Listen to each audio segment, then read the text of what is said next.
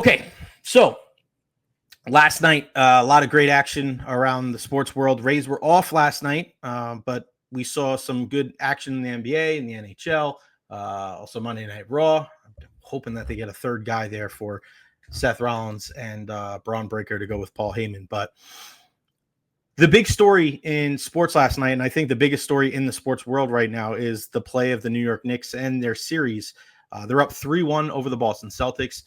Two incredible comebacks in games one and two in Boston against the Celtics, down 20 points. They're able to come back and win, blown out in game three, unable to kind of stem the tide and get back into it. And again, game four, again, going down double digits, they find a way to come back and win.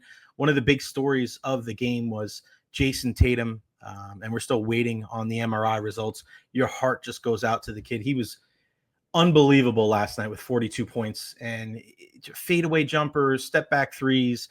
He's just such an incredible talent, an NBA champion, an Olympic gold medalist, standout at Duke for 1 year before he was drafted in the first round by the Celtics. It just, the Knicks were probably going to win that game anyway, and I'm not shy to the fact of, knowing that I'm a big Knicks fan, always have been, always will be. But it did take a little bit of the excitement out of that game when you saw JT go down.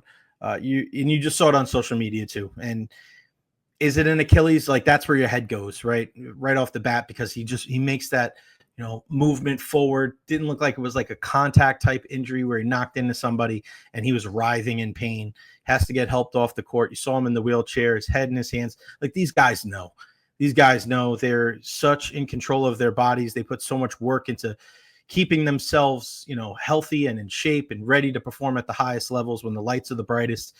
Your heart goes out to the kid. It really does. Now Boston has the heart of a champion. I do not see them laying down. I see them coming out, throwing a bunch of haymakers in game 5. I don't think the series is over.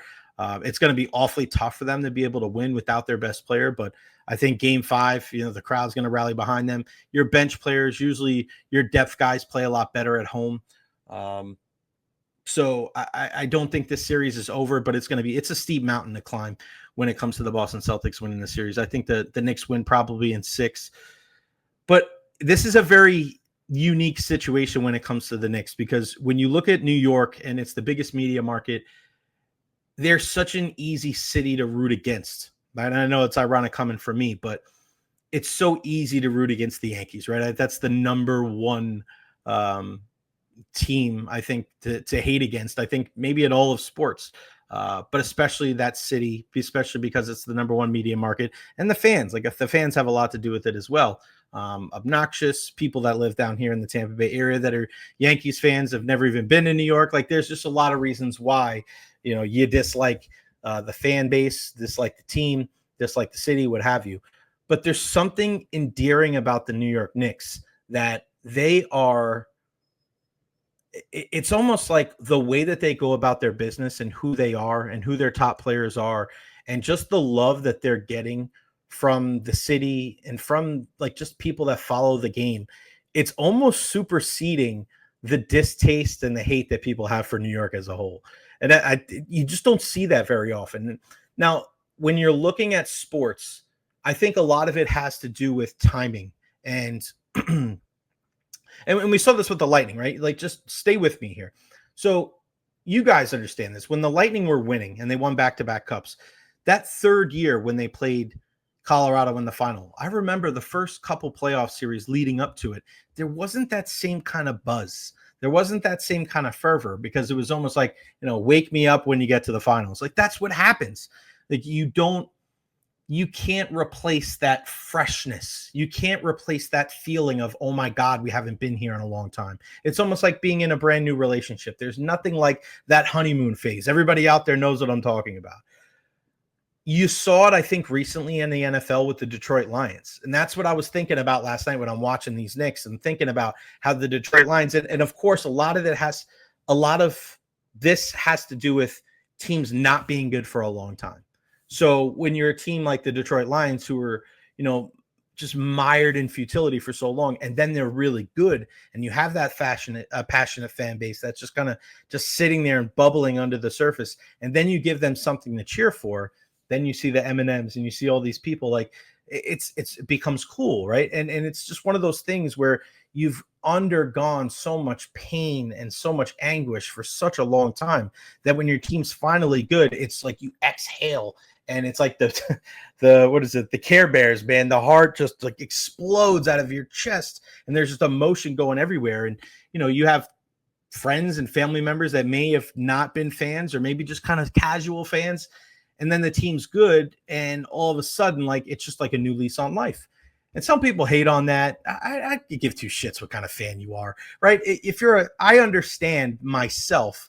I am a different kind of guy. I am a guy that I don't need to bet on sports. I don't need to be involved in fantasy leagues. I don't need to have money on a game. Like, I love sports, and I don't care what sport it is. But I know that everybody's not like that. So it would be naive for myself to look at other people and say, I can't believe you're like that. I'm sure they can say the same thing about me. So whatever kind of fan you are, whether you're a casual fan, whether you're a diehard fan, like, this is sports. This is something that we do as an escape from reality. This is something that's supposed to be fun. It's supposed to be something that if you spend some of that, that disposable income that you have, and you want to go to a game and you want to take your wife and you take your kids, like, God bless you, man. Go do whatever the hell you want to do. You only have one life. Have fun. But it's just amazing to be able to see fan bases that are tortured, and then they have moments like we've seen the last couple of years. Like, I hate to say the Red Sox, but when they endured all that pain and all the curses and they finally won, I didn't watch a lot of that shit, to be honest with you. But I know that there was a lot of people that were very happy. I mean, the team that sticks out to me was the Chicago Cubs. All of those years. I mean, people, imagine living 70, 80, 90 years on this earth and never seeing your team win the championship. And, Cubs fans like rejoicing. And you just don't know, man. It is for the love of the game. And I remember going back to when the Yankees won in 96. I was at my grandma's house in Westchester, and we were in our apartment in Harrison, New York. And I remember 96, Mark Lemke hits the pop-up. Charlie Hayes catches the pop-up right in front of the dugout. And, everybody's happy. Everybody's rejoicing. And I look over, and there's my grandma, who's, got to be in her 70s at the 60s or 70s at the time. And my grandma was a huge fan. Huge. She was always a big sports fan. She babysat for Dr. J, Julius Erving. Like, I mean, my grandma was the shit, man. Big Notre Dame fan, big Yankee fan.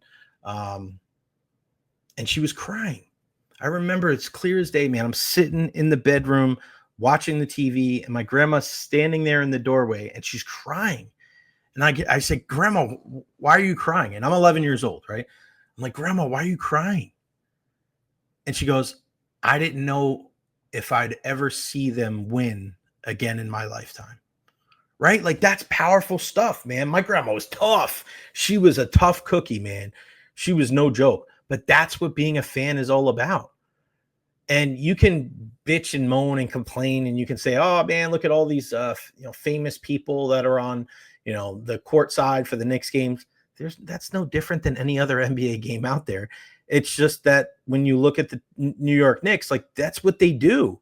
Like, this is the biggest media market in the world. If you're hating on Tracy Morgan and Ben Stiller, who were at all the games pretty much anyway, and Spike Lee and Timothy Chalamet and Sting and all these other people, like, that's what it is. But don't tell me that there isn't millions of Knicks fans around the world that aren't rejoicing in what is happening in this series. Don't tell me that there aren't people up in the nosebleeds, because I see it. I have friends that are on social media that are sitting up there, and they just want to be in the building. They want to be there at Madison Square Garden, the world's most famous arena, just to get a glimpse, just to say that they were there. That's what being a sports fan is all about. I posted this on Twitter last week. I didn't know if the Knicks were going to win this series or not, but the fact that I was able to sit there in Orlando with my brother and my dad, 3 lifelong Knicks fans, and be able to watch that with them and to celebrate. Like, that's what it's all about, man.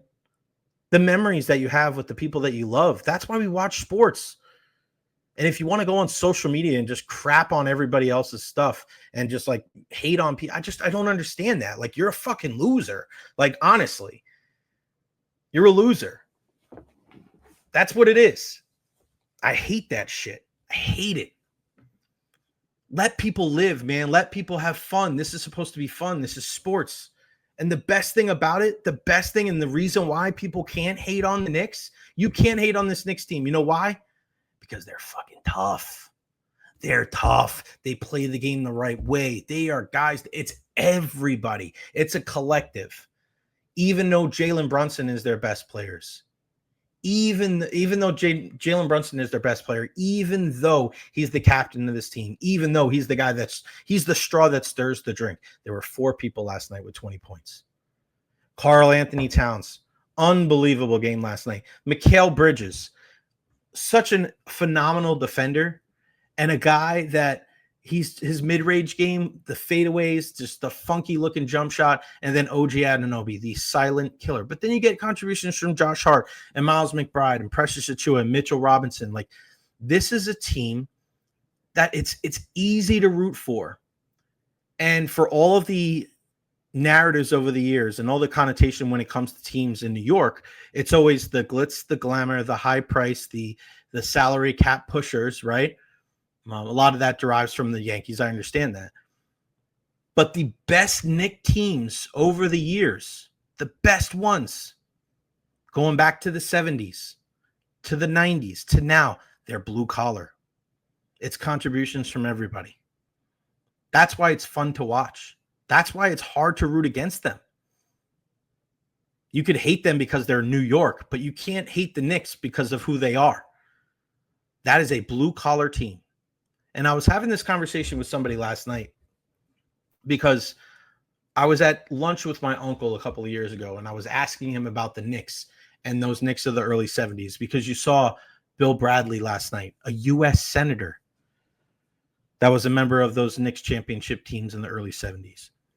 You look at that team with Bill Bradley and Dave DeBusschere and Phil Jackson and Willis Reed and my guy Walt Clyde Frazier and Earl the Pearl Monroe.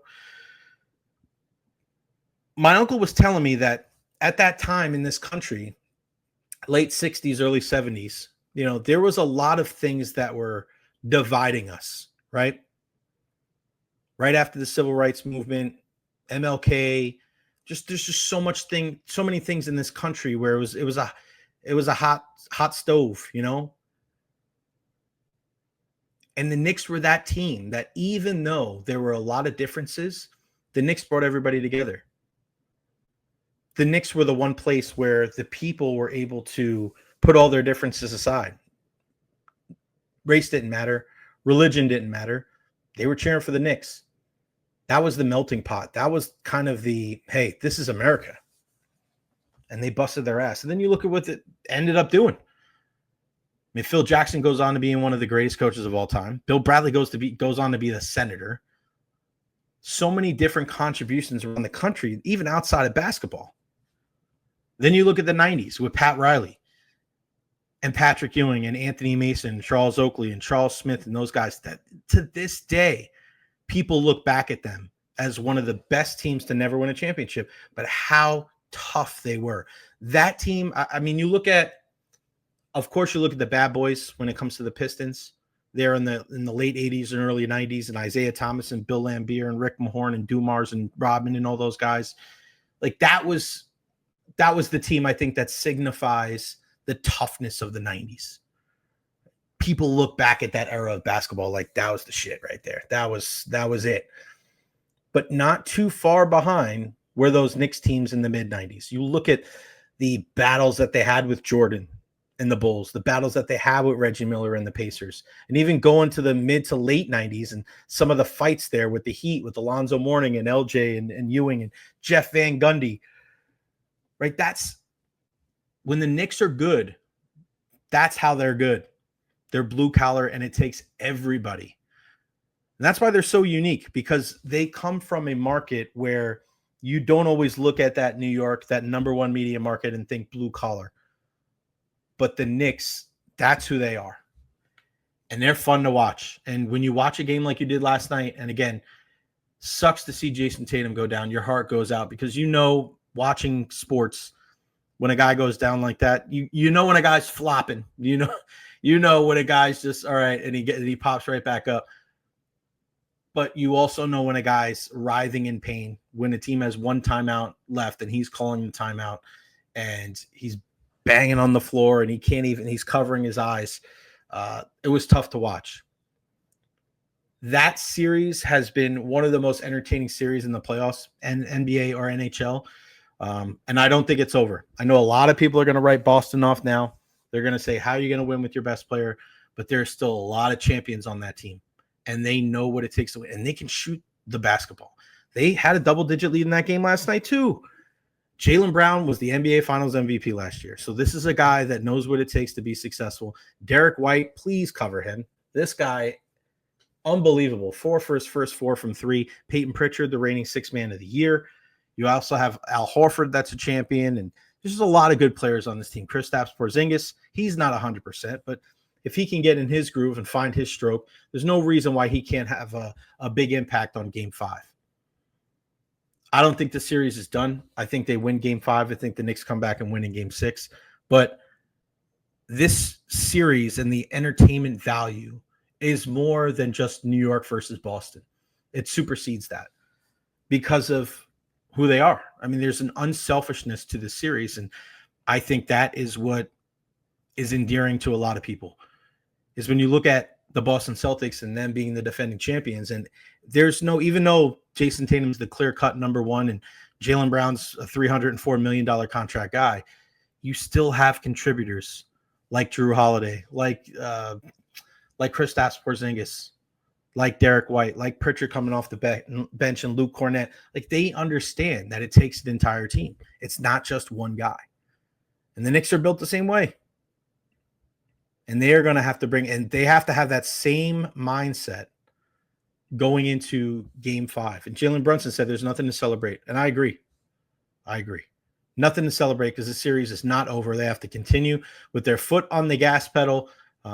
Should be easier without Jason Tatum, but it doesn't mean anything. Sometimes that kind of thing galvanizes a team. And sometimes they can rally around. They go on a streak. And when you can shoot the way that the Celtics can shoot, this series is not over.